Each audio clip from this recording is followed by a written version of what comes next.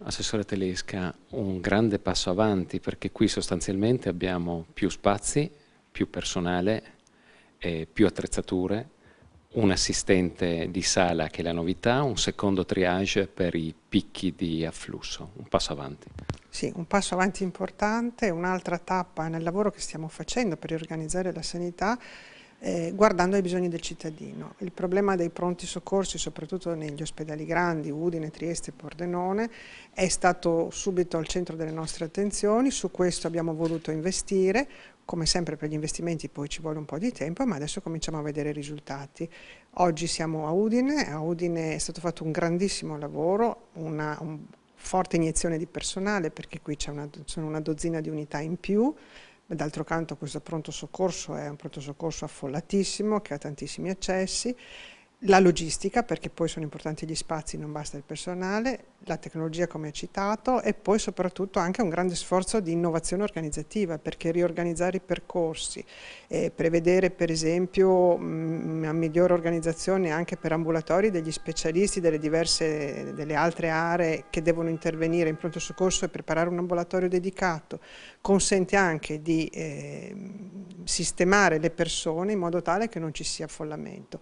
Importantissima quella cosa degli assistenti di sala, che è stata un intervento che abbiamo fortemente voluto in tutti e tre gli ospedali, anche all'ospedale di Trieste è stata sperimentata e sta funzionando, anche qui a Udine sta dando ottimi risultati perché comunque i familiari che aspettano, che sono sempre in ansia, a volte anche per diverso tempo perché purtroppo i percorsi all'interno richiedono del tempo, però sono sempre informati, hanno delle persone che danno le informazioni su quello che sta accadendo al loro parente che sta seguendo il percorso clinico di accertamento necessario al pronto soccorso. Lei parla giustamente di tempi, però questi nuovi modelli organizzativi, questo personale aggiuntivo, questi spazi aggiuntivi consentiranno di ridurre i tempi.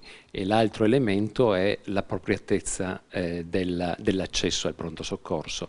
I dati che abbiamo visto indicano che c'è una riduzione abbastanza significativa dal 2009 ad oggi dei codici bianchi, però cosa occorre ancora per migliorare l'appropriatezza? Beh, intanto è importante il lavoro che stiamo facendo, bisogna dare un'alternativa ai pronti soccorsi degli ospedali per quelle situazioni che non hanno bisogno dell'intervento ospedaliero. I cosiddetti codici bianchi, abbiamo visto che c'è una tendenza alla diminuzione, ma dobbiamo ancora lavorare molto e l'alternativa deve essere costruita ed è quello che stiamo facendo. Come vedete gli investimenti appunto richiedono tempo, ma stiamo facendo sul territorio e stiamo lavorando anche con le aziende adesso che sono uniche, integrate, ospedale e territorio, per favorire l'alternativa in un altro posto che non sia l'ospedale. Detto questo, è chiaro che i tempi di attesa con la nuova organizzazione si riducono. Purtroppo è abbastanza evidente che il codice bianco è quello che aspetta di più perché bisogna dare la precedenza alle urgenze, quindi i codici rossi o i codici gialli. Trasportando fuori dall'ospedale tutti quei codici bianchi che non hanno bisogno di essere visti in ospedale, sicuramente si migliorerà ancora, però direi che siamo a 3/4 del percorso. Ecco, dove materialmente dovranno rivolgersi i codici bianchi, cioè le situazioni non particolarmente gravi? Beh, stiamo costruendo intanto insieme alla medicina di famiglia una risposta più organizzata e più lunga in termini di fascia oraria sul territorio, quindi gruppi integrati di medici di famiglia, ma anche i cosiddetti centri di assistenza primaria che sono delle organizzazioni sul territorio dove lavorano medici di famiglia, ma non solo, infermieri, altri professionisti, collegati e organizzati dai distretti sanitari che sono in stretta collaborazione con gli ospedali. Tutto questo sistema costruisce una rete organizzativa della quale il cittadino deve trovare le risposte appropriate per i suoi bisogni. Quando è che il cittadino troverà lo studio del proprio medico di famiglia aperto anche il sabato mattina o il sabato pomeriggio, ad esempio? Sicuramente entro il 2016. Ora stiamo lavorando chiaramente per coprire tutto il territorio regionale, ci vorrà un po' di tempo. Il 2016 è l'anno in cui anche vedremo fisicamente l'attivazione e l'attuazione di questa riforma sanitaria.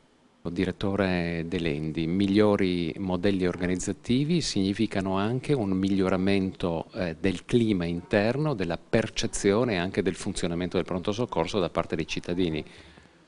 Io credo che migliorare gli assetti organizzativi contribuisca ovviamente a fluidificare i processi e quindi le azioni operative. Quando si fluidificano le azioni operative, quindi non ci sono o si riducono, si minimizzano gli intoppi che si possono verificare in determinate situazioni critiche, certamente si riduce anche la tensione tra il personale, quindi quindi la modifica degli assetti organizzativi, la come dire, iniezione di risorse umane nell'equipe, la quindi possibilità di migliorare la fluidità, come dicevo, dei processi sicuramente ha ridotto di molto la tensione del personale che lavora con più serenità e quindi anche con maggiore efficacia, perché queste cose vanno di solito di pari passo.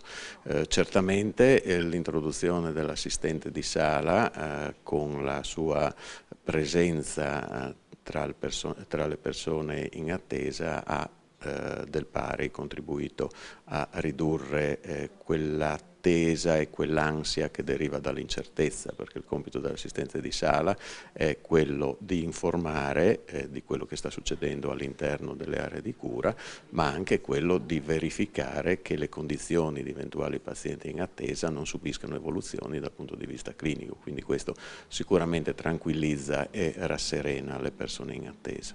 Questo nuovo assetto organizzativo funziona da alcuni giorni, avete già avuto una percezione se i tempi di attesa in qualche modo si sono ridotti?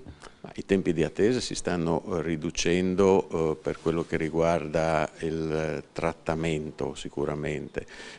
Quello che per adesso possiamo sicuramente constatare è l'aumentato livello di sicurezza, perché ovviamente le attese nelle aree critiche sono ridotte e il personale lavora con molta più serenità, come dicevo prima, e può esprimersi al meglio.